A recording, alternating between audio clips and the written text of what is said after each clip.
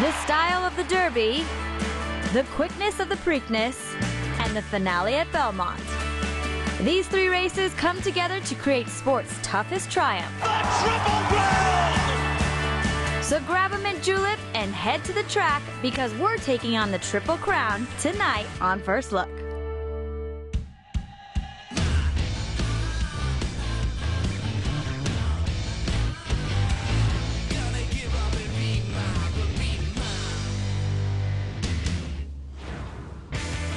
The Triple Crown, the U.S.'s oldest and hardest title to capture.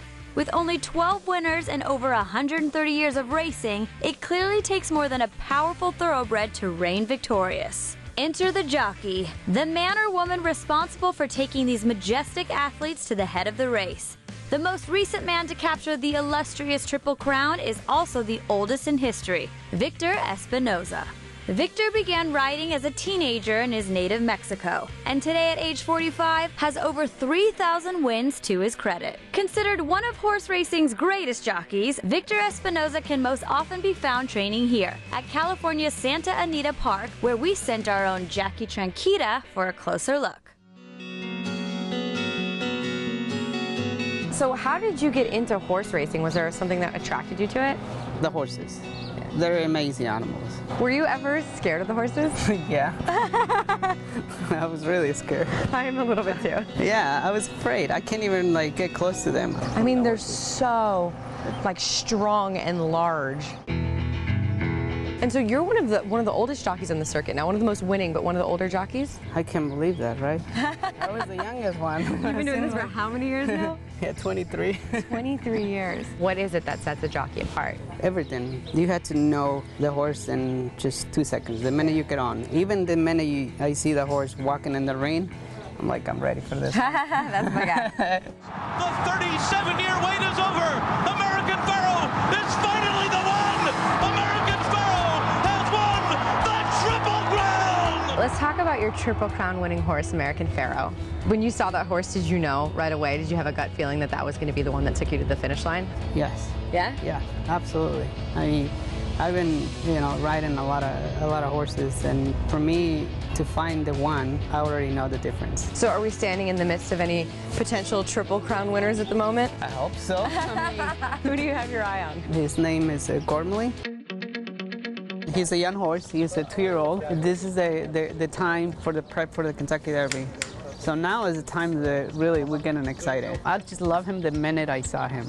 And you'd be amazed how much they change. Yeah. It's like a little kid. And how quickly. They learn things so fast that it's just unbelievable. Remember the name Gormley.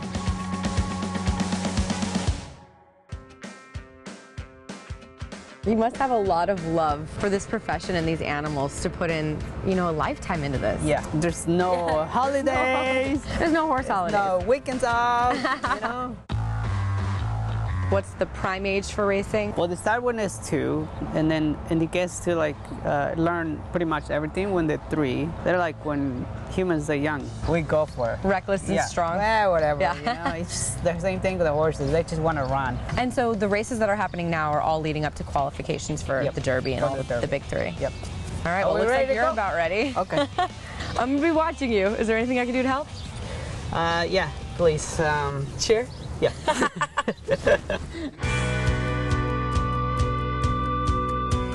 See you on the other side. It's so cool to be here this time of day. You always come for the races. You don't see all the work that goes behind it. This is definitely the closest I've ever been to the action. Go, Victor! What is it like when you cross that finish line?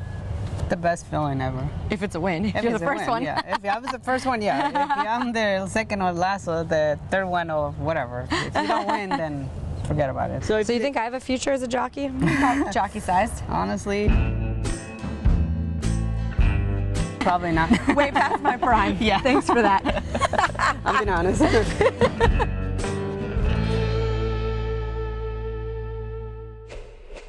Coming up, we thieve some bourbon for our cup. And I want you to stick the whiskey thief through the bunghole. Bunghole. Through the bunghole. That would be the opening aperture. Stick this thief in the bunghole? Yeah. Oh, yes.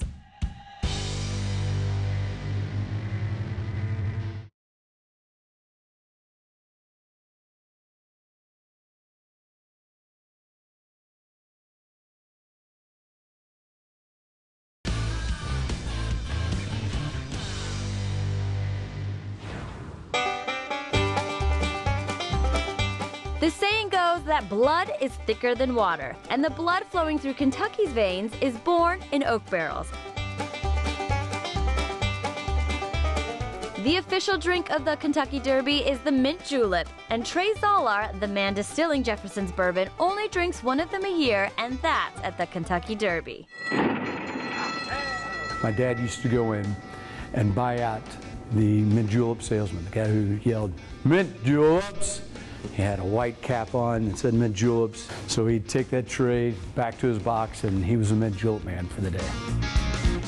Packed with ice and made with simple syrup and freshly chopped mint, the cocktail is nothing without the Kentucky bourbon. So I have to ask you, what is the difference between bourbon and whiskey? Well, bourbon's much better, obviously. Obviously. Obviously, one. But all bourbons are whiskeys, but not all whiskeys are bourbons. Okay. In bourbon, you have to use a new charred white oak barrel. Okay. And you can't add anything to it. So it's just the natural elements. It allows us to really be a farm-to-bottle bourbon. And that process begins with the rye harvest and a helping hand. The grains head to the hopper, but before it's mixed with water, I become the workhorse. How are you with a knife? Great. That's a little scary, but okay. Slit its throat. Yeah. Yeah, you are good. So the malt will break down the enzymes, turning the starch. Sorry, I'm trying to hold it. Now we got to throw away all that malt. Oh no. So once again, we're off to the races. All right, bags are empty. Now this grain's going to get milled up and it'll join the other grains in the cooker. So that's going to be the catalyst for the fermentation process. Which is to add yeast to the mix. The cultures feast on the sugars, converting them into alcohol and releasing CO2 in the process. Wow, you can actually see it bubbling right here. But it's boiling. It's not because it's hot water. Really? It's because of the starch is being burnt off by the fermentation process. Ooh, grainy. After the fermentation is complete, the mixtures move to the cooker Looks like a thick soup. and then heads to the distillation process. And what you're left with is a pure 80 proof alcohol, essentially moonshine. Cheers. Woo, motion. It'll put hair on your chest. Hopefully not, honey. Keep that bare. What's poured out of the tap then makes its way to the oakwood barrels. I just feel like I'm pumping gas here, right? You are. I just want to stick my mouth on it. There you go. She's a classy lady. Looks like my buzz just went from trot to gallop. Okay, but I saw the clear stuff over there. You know, is it go in here clear or brown? The whole distillation process is a science. But once you start the maturation process, it turns into an art. So once that bourbon hits the wood, it starts picking up the color, picking up the flavors. It's got a nature versus nurture. The nature is what happens in the distillation. The nurturing is what happens in the wood. And to finish off my first batch of bourbon, I'm adding my own personal touch. Oh, a little chunky, but it's my first time. And then we take it out to the hot boxes to sweat. So how does it get there? Nothing more than getting it down. Keep going. Keep it. Get that momentum going. Yeah. Finally, and at long last, It's been maturing in here for 12 years. 12 years. 12 years. we're ready to taste some Kentucky bourbon. We're going to go ahead and grab the whiskey thief. That's this bad boy here. That's it. Okay. And I want you to stick the whiskey thief through the bunghole. Bunghole. Through the bunghole. That Seriously. would be the opening Stick aperture. this thief in the bunghole. Yeah. Oh, yes. There you go. Okay, I'm going in. You got it. Just a nice little taste. Let it roll over your tongue. Ooh, that's nice. This is vanilla and caramel up front, and then mid palate, feel that weight, and then it's just got a really easy finish to it. I'll keep drinking this. Keep drinking, but actually I'm gonna have to interrupt you because we've got to put the bung back into the bung hole. Ooh. So Take the bung hammer, take the bung. Bung. Bung hole meal. There you go. Bung hole. Now shove it in there? Shove it in there. Don't be scared. Keep going. Right on. Perfect seal. You did good work. Just sealed up my bunghole right there. So come the first leg of the Triple Crown, just remember how far that bourbon in your copper julep cup has come. Shoved in a bunghole. That's perfect. Coming up, we take some pressure off these horses' heels before race day. And squeeze. Okay. Squeeze. Yeah. And again. Wow, that's not easy right there.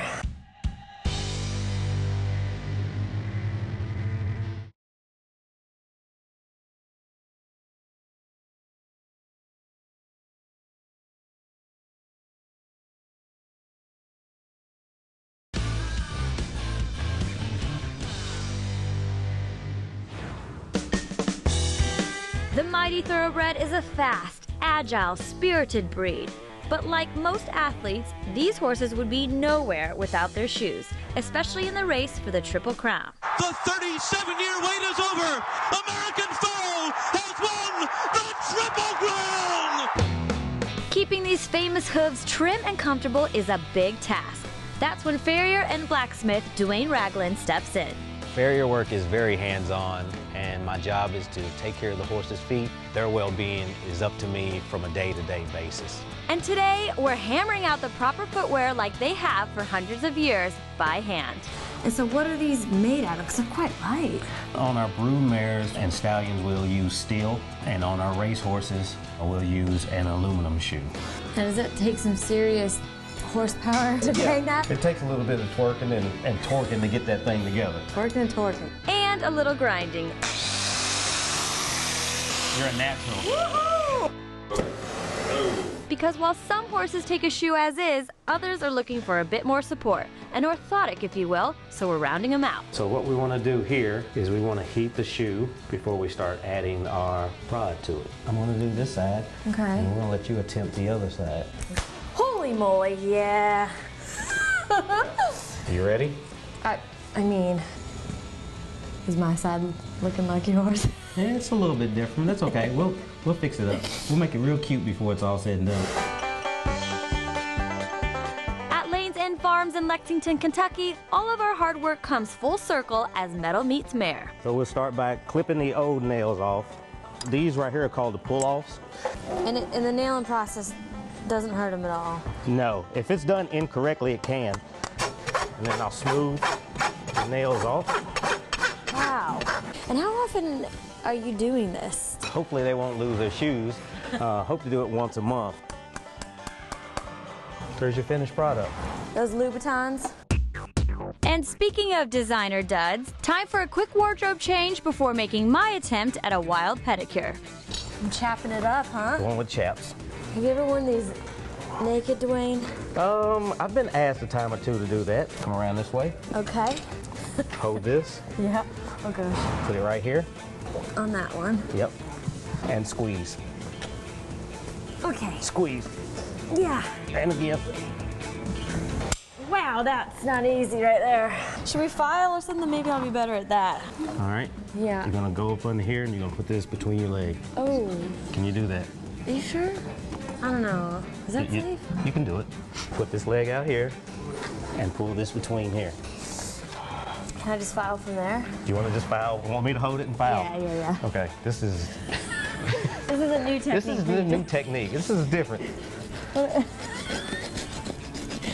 was my kneecap. Okay, sorry about that, Dwayne. I'm trying my best here. Am I doing it? Oh. I know. It wasn't my best work. Just a quick ride to Preston Stables, and you're in the presence of greatness. So this is the kind of horse you would see in Churchill right when the Derby's going down. Yes, these are your prototypes. These are the horses that run for the cash. Wow. Dwayne, thank you so much for letting me get up close and personal with these athletes, but I think I'm going to stick to playing horseshoes rather than making them.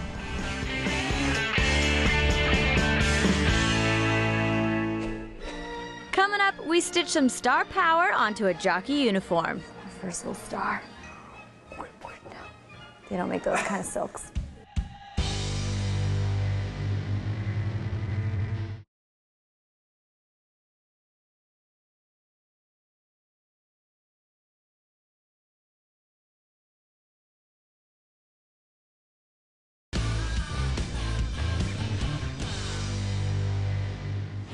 The world of horse racing is fast, prestigious, and beautiful.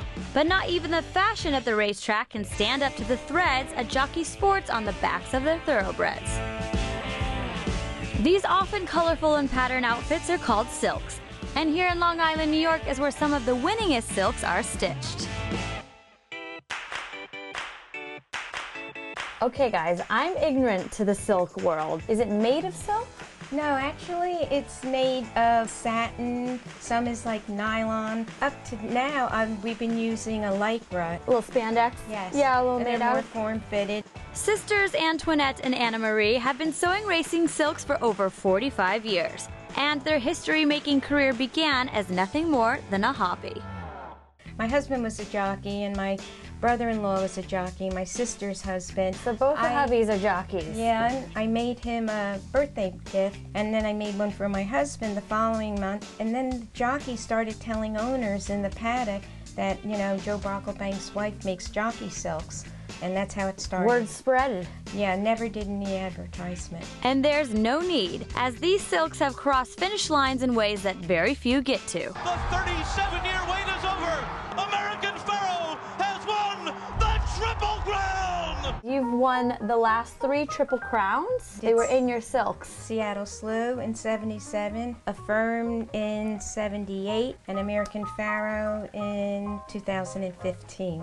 I feel like they're lucky silks. So speaking of luck, get my hands dirty and put a little luck in a silk today. That would be great. Not yet primed to outfit the big boys, I'm trying my hand at miniature silks. Okay, what do we got here? I see star, diamond, and Chevron. a chevron? Which goes like this. Okay, so what do I do? You're gonna trace the star. This is like arts and crafts back in the day. Exactly. On a set of sleeves, you would do 6 for each sleeve, so you would do about 12 of those. Wow. You do everything by hand? That is love right there, huh? I'm cutting 1 star, which is stressing me out, and they cut like 12 stars on 1 silk. Look at that little baby right there.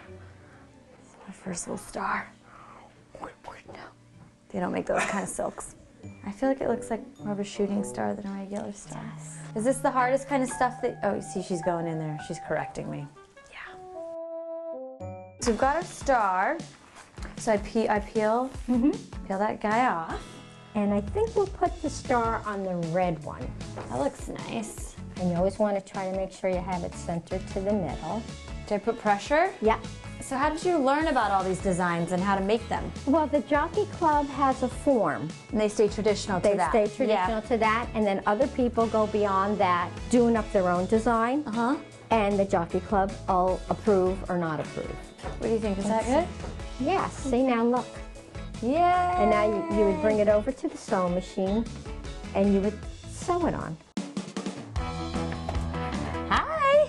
Hi, how was it cutting out the design? Yeah, good. I think I did all right. What do you think? Perfect. I have to tell you that I've never sewed before, so you watch and you let me know if I'm doing all right. Put the needle down, turn it around. Boom. You've done this before. I'm sure this wasn't the machine you were using 47 years ago. No, in fact, I started on a little J.C. Penney machine. So you've upgraded the sewing machine throughout the years. Did you ever do it by hand? No, silks get washed over and over and over again, and there's a lot of movements with these, so definitely need a machine. How many hours a week do you think you put in being here? I put in 10 to 14 hours a day. Wow. And sometimes 16 hours, especially when like the breeders' races came up and then the Triple Crown races. So you've got to work hard to get it done. And I get it done. Snip this? Yep. Yep. There you go. Voila! My first sewing ever. We can make this for like a little doll. Yes. So when you see your silks win, do you feel like you're a part of that? Oh, I am. In fact, I almost jump out of this seat. I'll say, my silks just won, or our silks to my horse just won. And my mother will say, you on that horse? I go, no, I wish I did. And it's the care, detail, and love that Anna Marie and Antoinette put into their work that make these slick silks especially charming. Now, do you think that my little silks have a chance at the Triple Crown? First of all, you have it upside down. Well, there you go. What do you think? I think you do great. Think I got a winner here? I hope so. Me too. So whether you're writing, distilling, sewing, or blacksmithing, it all comes together for the Triple Crown. And Triple Crown season kicks off with the 143rd Kentucky Derby on Saturday, May 6th, right here on NBC. We'll see you next week.